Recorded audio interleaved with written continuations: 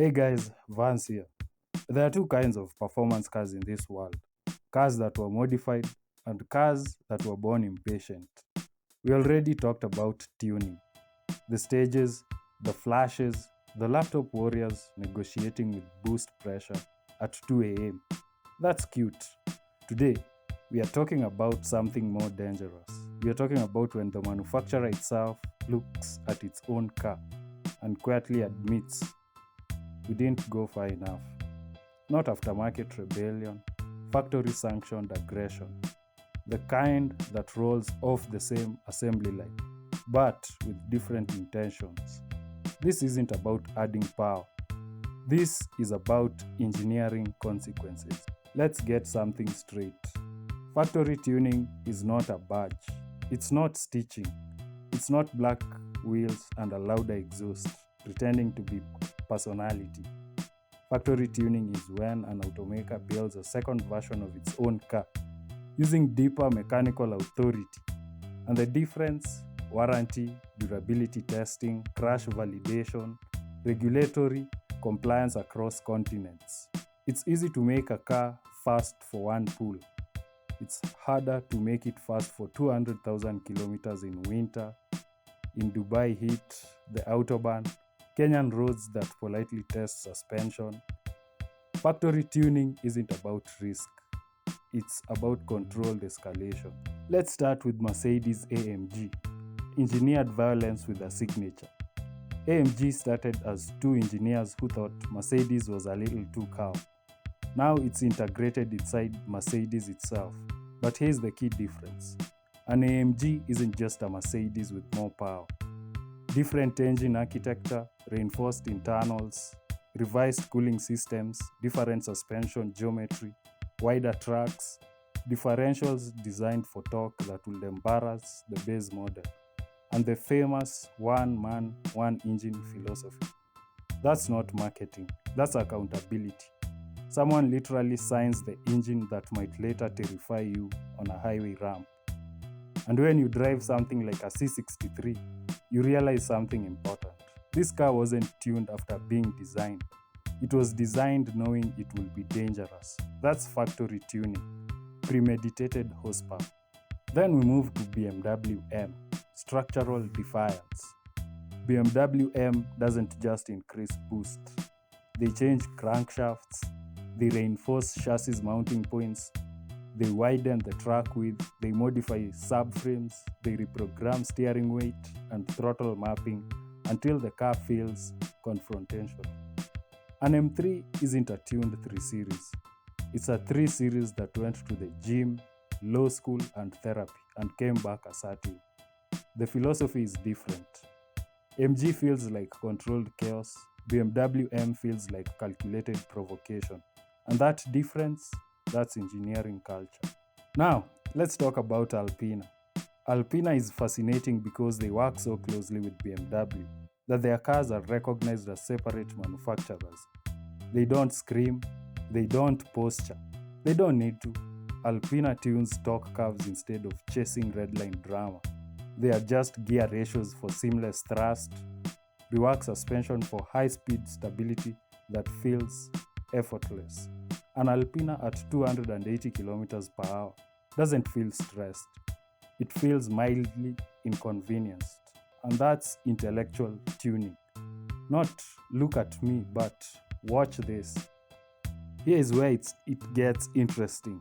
Aftermarket tuning asks, how much power can we extract? Factory tuning asks, how much power can we integrate? Integration is harder because now the brakes must match, the cooling must match, the gearbox must survive, the chassis must not flex like regret.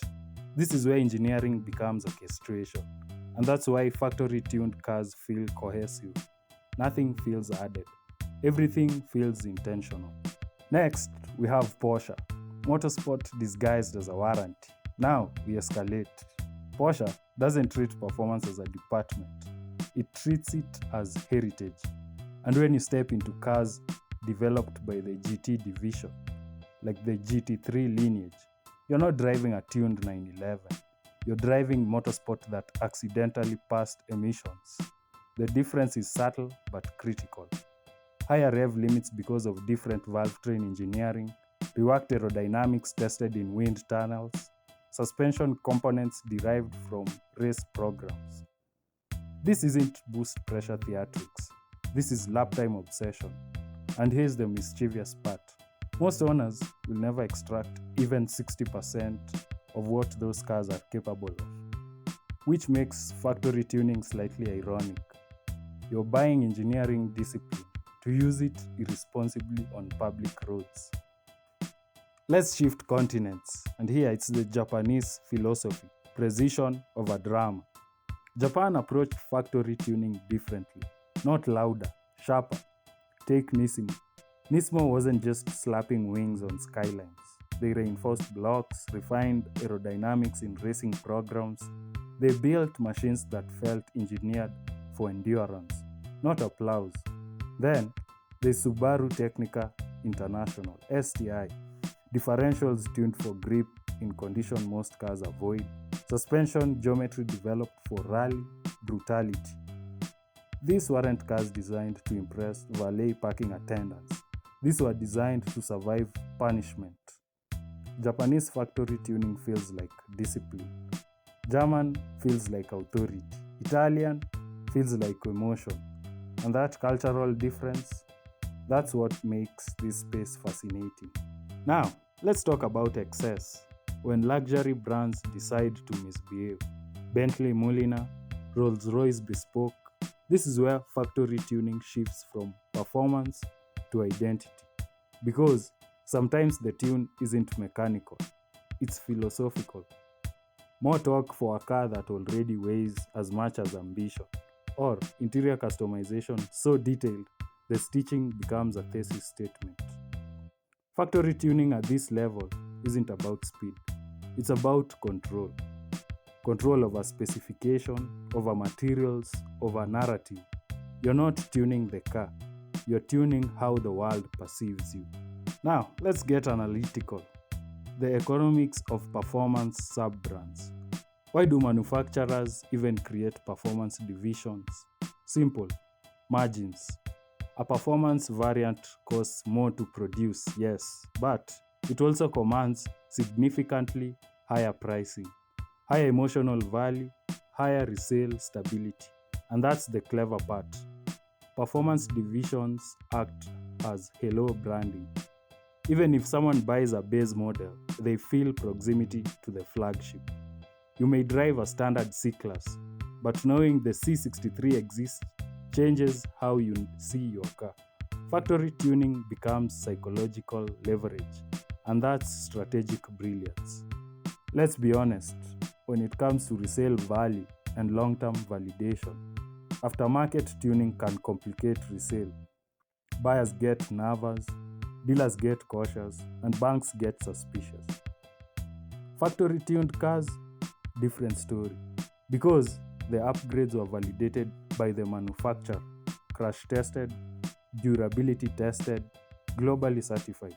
The car remains coherent in paperwork and in perception. That matters, especially in international markets. Now, we zoom out to the psychology of choosing factory performance. Why do some people prefer factory tuned cars over building their own? Control, confidence, time. Unlike me, not everyone wants to experiment with boost maps and injector duty cycles. Some people want to know the aggression has already been engineered safely. Factory tuning says, we've done the risk assessment for you. Aftermarket tuning says, let's see what happens. Neither is wrong, but they attract different personalities. One prefers calibrated power, the other prefers chaotic discovery. Choose your temperament. Now, let's be fair and look at the limits of factory tuning. Factory tuning is still constrained. Emission regulations, noise laws, corporate risk management, which means sometimes the aftermarket still pushes further. Factory tuning is disciplined. Aftermarket tuning is rebellious. And the tension between the two, that's what keeps car culture alive. Here's the truth. Factory tuned cars represent something deeper than horsepower. They represent refinement of potential, a platform pushed but not recklessly, aggression but audited, speed but sustainable. It's the difference between talent and trained talent, between raw ambition and engineered ambition. And maybe that's why they resonate, because deep down, we admire control. We admire systems that can handle power without collapsing.